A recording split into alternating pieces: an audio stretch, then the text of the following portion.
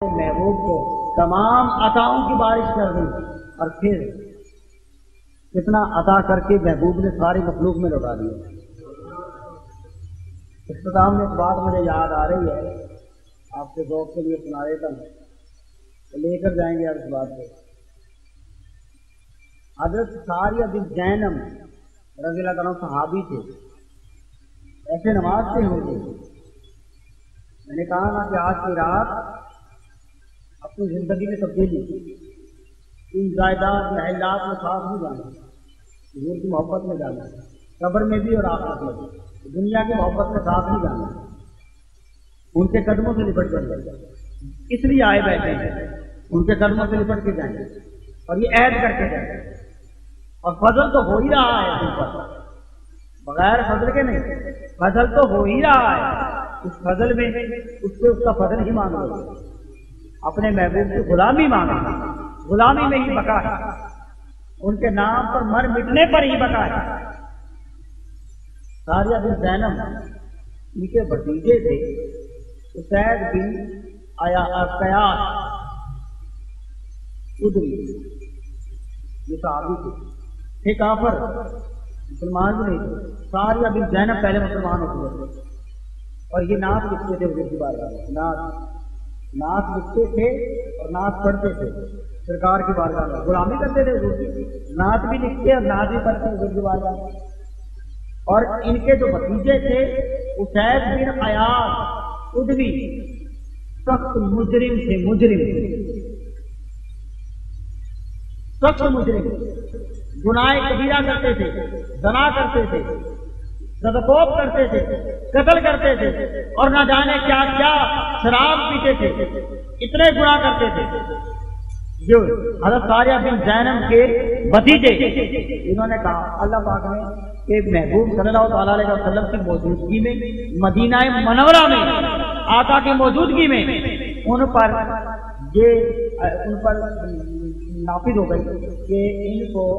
دفعہ نافذ ہو گئی کہ ان کو قتل کر دیا جائے، جہاں دیکھیں یہ اشتہاری مجرم ہے ان کو قتل کر دیا جائے، جہاں پر بھی دیکھیں ان کو قتل کر دیا۔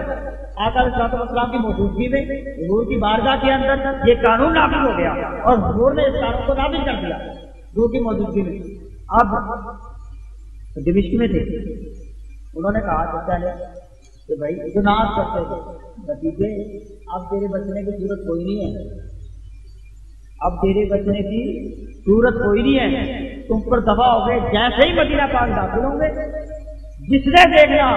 اس نے تمہیں قتل کر دینا۔ حضور کی بارگاہ میں حضور کی موجودگی میں یہ قانون نافذ ہو گیا ہے، اب تمہیں کوئی نہیں بتا سکتا۔ پھر کیا کروں؟ بچہ نے کہا کہ ایک ہی راستہ ہے، حضور کے قدم پکڑ لگا کر، حضور کے قدم پکڑ لگا کر اگر بہترین ہو جائے گی تو ٹھیک، ورنہ اللہ مارے۔ بات سمجھ میں آ گئی، ہے بھی کافر، کچھ بھی نہیں ہے ہی کافر، کیا پلے تھا اشتہاری مجرم، ٹھیک ہے۔ بات چچا کی سمجھ میں آ گئی، آقا کی بارگاہ کے اندر داخل ہوئے،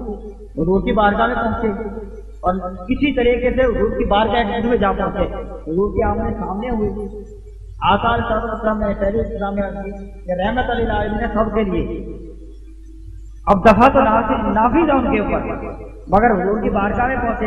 عرض کی یا رسول اللہ صلی اللہ تعالی علیہ وسلم مجرم ہوں دنیا بھر کا، تمام مجرم بھرا ہوا ہوں، مگر آپ کی بارگاہ میں آ گیا ہوں، کیا مجھ جیسے گندے مجرم کی کوئی گناہ آپ کی بارگاہ میں توبہ کر لوں تو کیا ہو سکتی ہے؟ انہوں نے فرمایا کلمہ پڑھ لو پہلے۔ یہ بات بھی ہوئی، میں نے کلمہ پڑھ دیا، حضور میری معافی ہو سکتی ہے؟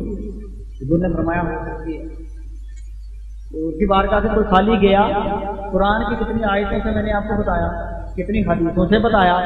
ابھی تک بات نہیں پتہ چلی کہ اتنا عطا کر دیا، الوہیت کے علاوہ کچھ نہ چھوڑا کہ جا بانٹ دے۔ حضور کو اللہ پاک نے عطا کی کثرت اتنی کی کہ تو بس دینے والا ہے، ہم دینے والے ہیں، فقیر غلام آپ کے، اور تو دینے والا ہے، اتنا عطا فرما دیا۔ تو پھر آپ کی بارگاہ میں کتنے کافر آئے، میں نے پہلے آپ کو سنا، یہ بھی آیا سخت مجرم گناہگار، مگر آ گیا نا، گھر بیٹھے تھے آدھی دفعہ آ گیا نا حضور کی بارگاہ میں، راستہ مل گیا، حضور کے قدم پکڑ لیے، حضور کی بارگاہ ایک قدم میں اور معافی ہو گئی، حضور نے فرما دیا جب سے معاف کیا۔ اب اگلی آپ کو سن لو، اب آپ کرتا ہے حضور آپ اتنے پیارے ہیں، آپ کا تبسم اتنا پیارا ہے، آپ اتنے حسین ہیں، اب آپ کو دیکھتے ہی جائے دل کرتا ہے،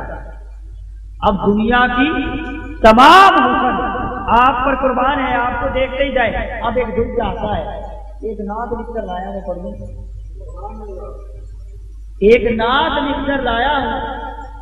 عرض کریں تو وہ پڑھ دوں، انہوں نے فرمایا پڑھ لو۔ اب وہ نعت پڑھتا ہے حضور کی بارگاہ کے اندر، اب نعت پڑھتا جاتا ہے اور حضور خوش ہوتے جاتا ہے، حضور خوش ہوتے جاتا ہے اور حضور خوش ہوتے جاتے ہیں۔ جب اس نعت کا شعر کمال پر پہنچا تو وہ گلاس کے ساتھ تو آقا علیہ الصلوۃ والسلام کھڑے ہو کر اس کو اپنے سینے سے لگا دیا۔ اب سخت مجرم، دنیا بھر کا گناہگار، اشتہاری مجرم، قتل کر دیں دیکھ کر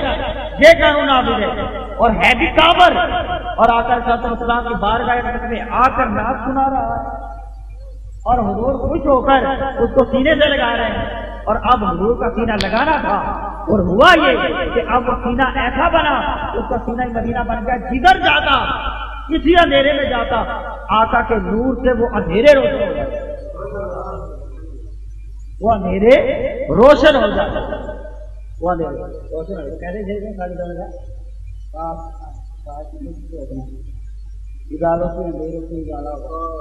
سورج سے اندھیروں کا اجالا ہوگا، آپ آئے تو میرے گھر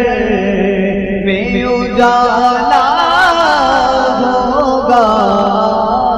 آپ آئے تو میرے گھر میں اجالا ہوگا، حشر میں مجھ کا گھر چاہنے والا ہوگا، میری سرکار کا عالم ہی نرالا ہوگا، میری سرکار، اور جب بھی مانگو سینے سے انہیں کے مانگو، جب بھی مانگو تو وسیلے سے انہیں کے مانگو، اس وسیلے سے کرم اور دوبالا ہوگا، اس وسیلے سے کرم اور دوبالا ہوگا، آپ آئیں تو میرے گھر میں اجالا ہو۔ اللہ پاک کی بارگاہ میں دعا ہے کہ آپ ہمارے بندے 2 گھنٹے ہو گئے ہونے تو ہیں اس بیان کو رام پر، جس کا رام شان سخاوت آقا کی بیان نمبر 102 تمام دوست احباب کا، اللہ پاک ان کو بھی برکت عطا فرمائے بیچاروں کا، وہ سعودی عرب سے اس وقت لائف ہوئے، ان کا کارڈ بھی 2-2.5 گھنٹے کا لگائے بن دوبارہ، اللہ پاک سب کو ہدایت دینی عطا فرمائے، جو مائی بہنیں، جو دوست احباب جو اس وقت سعودی عربیہ میں دیکھیں نا، آقا کا کرم ہے نا کہ ہمیں آقا کی گلیوں میں بھی ہماری آواز جا رہی ہے، آقا کے ملک میں بھی اس وقت آواز جا رہی ہے، آقا کا کرم ہے، اللہ پاک نے بوند برسا کر رحمت کی فضل کی بشارت دے دی، فضل کی بشارت دے دی۔